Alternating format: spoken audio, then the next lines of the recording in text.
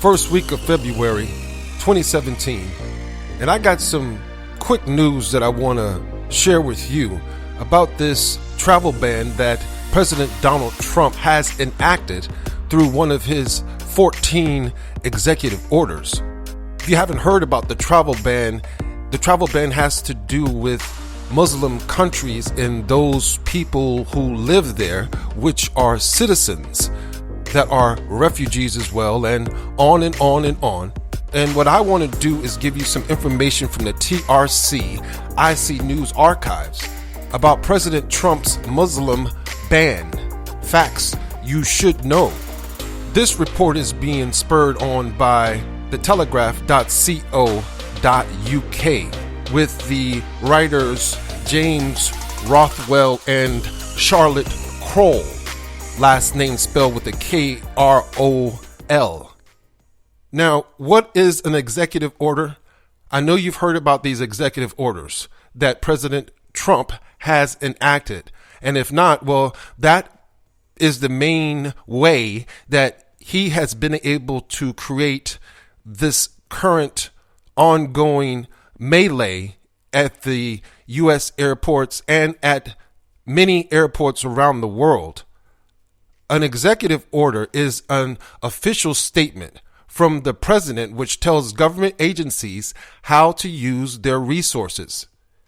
In the case of President Trump's Muslim ban, the order bars citizens of 7 Muslim majority countries from entering the U.S. for a period of 90 days. It also suspends the United States refugee system for a period of 120 days. Mr. Trump says his extreme vetting, quote unquote, system will help keep radical Islamic terrorists out of the U.S.A. Who does it affect? The order itself does not name the countries whose citizens are banned from entering the U.S. Instead, it refers to a statute which applies to 7 Muslim majority nations.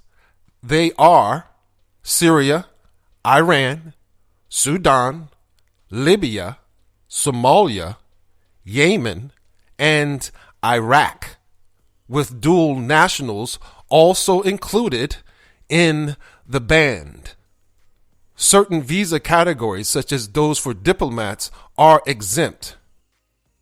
There have also been reports of legal U.S. residents known as green card holders being turned away from U.S.-bound flights.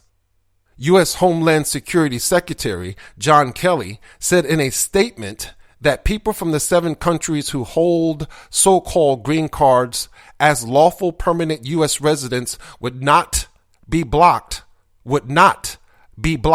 from returning to the United States from overseas, as some had been following the directive. Green cards are not mentioned explicitly in the executive order from President Trump. Now, moving on to how it affects refugees. The ban completely suspends the United States Syrian refugee program, which accepted 12,486 Syrians in 2016. It also gives preference to accepting Christian refugees from the Middle East over Muslim refugees. And it reduces the cap on the total number of refugees allowed to enter the U.S.A. in 2017 from 110,000 to just 50,000. Is the executive order legally binding? Well, executive orders are legally binding and are recorded in the U.S. Federal Register. And that's a daily record of all federal regulations, proposals, and public notices. Executive orders can be subjected to a legal review, and that's normally by Congress. Moreover, according to the New York Times, the Muslim ban order is illegal. According to the newspaper, the Immigration and Nationality Act of 1965 banned all discrimination against immigrants on the basis of national origin. President Trump's travel ban, it says, appears to be a violation of that act.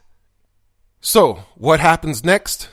Well, opponents of the extreme vetting order say they will launch a legal challenge on two fronts. They are expected to argue that the blanket ban violates the Fifth Amendment right to due process. They will also argue that the order's preferential treatment of Christians over Muslims violates the First Amendment on freedom of religion. This is Q Pate, Concrete Jungle Reporter and 411 content creator. To all those who stop by to check out our videos on YouTube at Topkats Pride, I want you to know that we are making some video upload changes. We will be uploading videos 2 times per month, and all other uploads will be TRC shows, Topkats Rebel Connection shows. This adjustment, starting the 3rd week of January 2017, is necessary as to provide you with up to 50% more content. Our videos take about 50% more time to create, edit, and upload. So with this new, more efficient plan to provide you with content, it will remove the many hours necessary just to publish one broadcast, which is usually at least between 24 to 30 hours, but oftentimes more time than that time that I just mentioned for the time.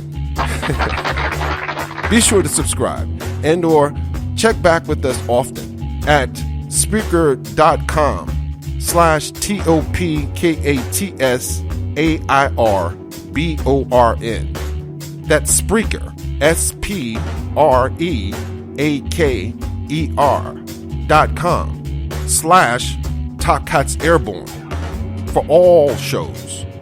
Thanks for hunting for knowledge and truth with the Topkats Pride and the Topkats Rebel Connection.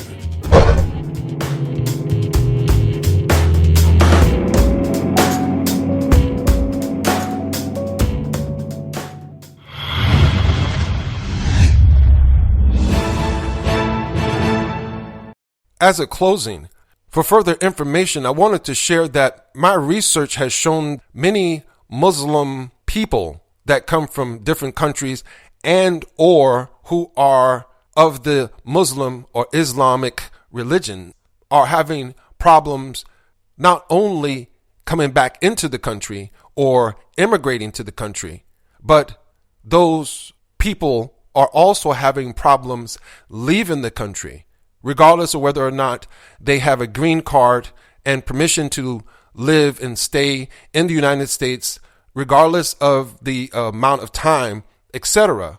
Everyone seems to be having a problem at some particular point, irregardless of the particular category that you are in, which may make you privy to this executive order from President Donald Trump. So I would advise calling your travel agent before leaving, as well as calling the airport to get as much information as you can before you actually go to the airport, because this will probably save you a lot of headaches and a lot of valuable time. In the information description box will be a link to the page where you can check out this short but very helpful article. My name is Q Pate with the TRC IC News Archives edition.